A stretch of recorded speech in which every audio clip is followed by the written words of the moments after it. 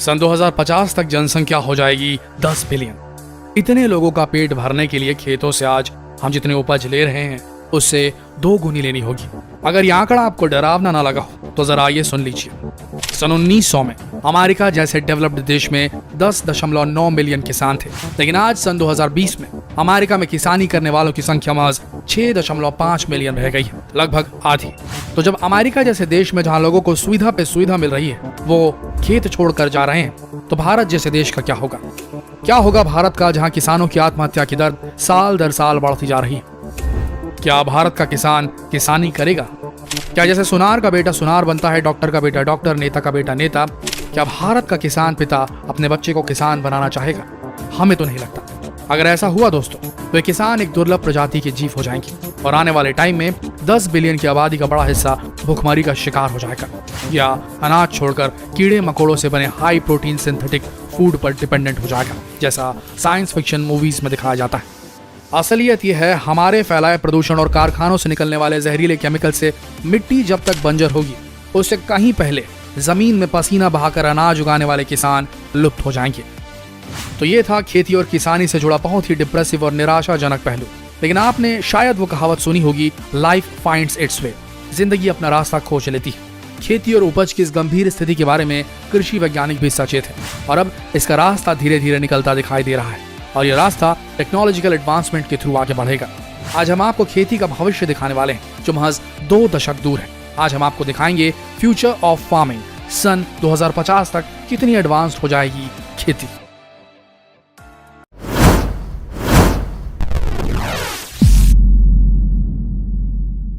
सन 1900 के वक्त अमेरिका में 10.9 मिलियन किसान थे जो 76 मिलियन लोगों का पेट भरा करते थे। लेकिन आज के समय में अमेरिका में 6.5 मिलियन किसान हैं जो 321.4 मिलियन अमेरिकन का पेट भरते हैं। सीधी बात है, मिट्टी की गिरती उर्वरकता, गिरती फर्टिलिटी के बावजूद जो एडवांसमेंट हुए हैं कृषि उद्योग में, इस वजह से ये उपज बढ़ी है। ये डेवलपमेंट 2 मुख्य वजहों से आया है।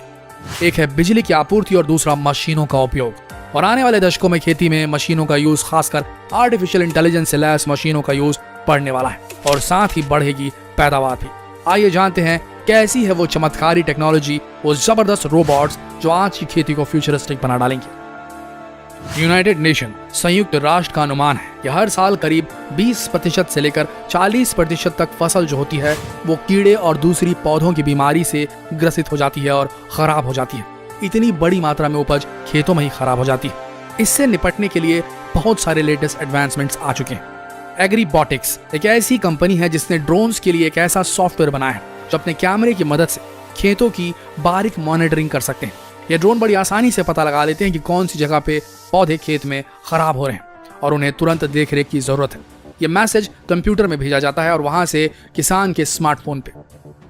उसके बाद एक रोबोट, एक एडवांस रोबोट ऑटोमेशन टेक्नोलॉजी से लैस उस खेत के उस भाग तक पहुंचता है और वाटर जेट के माध्यम से सिर्फ उस जगह पर पेस्टिसाइड डालता है जहां पर खरपतवार उग गई हो, जंगली घास उग गई हो, या पौधे के सिर्फ उस जगह पर दवाई का छिड़काव करता है जहां पर कीड़े लग चुके हैं या बीमारी लग चुकी है। नतीजा, नंबर 1, जो पौधे होते हैं उनमें जो उपज होती है उसमें केमिकल की मात्रा कम हो जाती है। मिट्टी जिस पर पड़ता है ये केमिकल वो पूरी तरीके से केमिकल की वजह से बंजर होने से बच जाती है। सिर्फ उसी जगह पे केमिकल लगता है जहां जरूरत है। और तीसरी चीज, कॉस्ट ऑफ एग्रीकल्चर, यानी कि जो खेती करने का कॉस्ट है, कीटनाशक लगने का जो खपत है वो कम हो जाता है, जिससे किसान को फायदा होता है, पैदावार बढ़िया होती है और सब कुछ सटीक चलता है।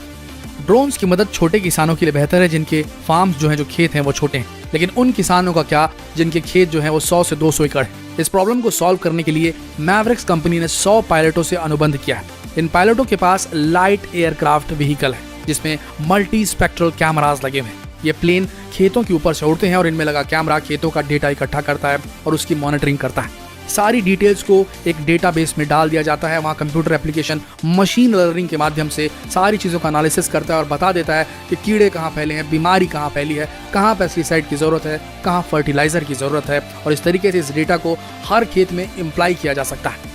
इसके अलावा प्लैनेट लैब्स नाम की ऐसी कंपनी है जो सैटेलाइट इमेजेस के थ्रू क्यूब स्टैट्स बनाती है जिसमें कैमरे लगे होते हैं। ये कैमरे खेतों का डेटा इकट्ठा करते हैं और उसकी मॉनिटरिंग करते हैं। ये कंपनी अंतरिक्ष से ही पता लगा लेती है कि खेत में कौन सी जगह पर दिक्कत है मॉनिटरिंग करने के अलावा ऐसी कंपनियां हैं जो एनालिटिकल सॉफ्टवेयर बनाने का काम कर रही है। ये सॉफ्टवेयर हर खेत के पूरे डेटा को एकत्रित करके किसानों को ये डेटा प्रोवाइड करता है। इसके अलावा ऐसे सेंसर्स मशीनें आ गई हैं जो मिट्टी की गुणवत्ता को रियल टाइम माप सकती हैं। किस मिनरल, किस तत्व की कमी है मिट्टी में, इसे पता लगा लेती है। इस मशीन का नाम है बोनी रॉब, एक ऐसी मशीन जो खेत से मिट्टी का सैंपल लेती है। सैंपल लेने के बाद ये मिट्टी को तरल पदार्थ में बदलती है और उसके बाद ये एनालाइज करती है कि इस मिट्टी में पीएच कितना है, फास्फोरस लेवल कितना है, और इससे किसान को पता चल जाता है कि ऐसी मिट्टी में कौन सी फसल लगानी चाहिए, कौन से उर्वरकों का इस्तेमाल करना चाहिए। अभी एक नया टर्म काफी फ्लैश हो रहा है जिसका नाम है वर्टिकल फार्मिंग। आपको बता दें, वर्टिकल फार्मिंग हाइड्रोपोनिक सिस्टम से चलती है। इसमें मिट्टी की जरूरत नहीं होती। जी हाँ, बिना मिट्टी के पौधों को उगाया जाता है, खेती की जाती है। इस तरह की खेती में चेंबर बना के एक के ऊपर एक फसलों को उगाया जाता है, इसीलिए इसका नाम वर्टिकल फार्मिंग पड़ा। और उन पौधों को पानी देने के लिए पाइप का इस्तेमाल किया जाता है। इस तरह के पाइप में लगातार पानी बहता रहता है और इस बहते हुए पानी में पौधों की जड़ें डूबी रहती हैं और इस तरह की खेती को हाइड्रोपोनिक सिस्टम कहा जाता है। इस तरह की खेती ज्यादातर शहरों में की जा रही है जहां जमीन की मारामारी है। लेकिन हैरान करने वाली बात यह है कि इस तरह की खेती में एक तो बिजली का कम से कम उपयोग होता है और दूसरी चीज ये पूरी तरीके से ऑर्गेनिक खेती होती है, केमिकल लेस खेती होती है। कम जगह का इस्तेमाल करके ज्यादा उत्पादन किया जाता है इस तकनीक से। इस तरह की खेती करने के लिए आर्टिफिशियल लाइट की जरूरत होती है, जिससे एक आर्टिफिशियल एनवायरनमेंट क्रिएट किया जाता है जो बाकी फसलों के मुकाबले ज्यादा उत्पादन देता है। इस तरह की खेती में नीले और लाल रंग की रोशनी का प्रयोग किया जाता है ताकि पौधों को उगाने के लिए जिस फोटोसिंथेसिस प्रक्रिया की जरूरत होती है उसे पूरा किया जा सके। इसके अलावा यूके के कुछ रिसर्चर्स ने एक ऐसी मशीन बनाई है जो बड़ी आसानी से स्ट्रॉबेरीज को पेड़ों से तोड़ने का काम कर रही है और हैरानी की बात यह है कि इंसानों से कहीं ज्यादा तेज काम करती है। शोधकर्ताओं का कहना है कि आने वाले समय में वो ऐसी फ्रूट पिकिंग मशीन्स बनाने वाले हैं जो स्ट्रॉबेरी के अलावा बाकी फलों को तोड़ने में भी सहयोग करेगी।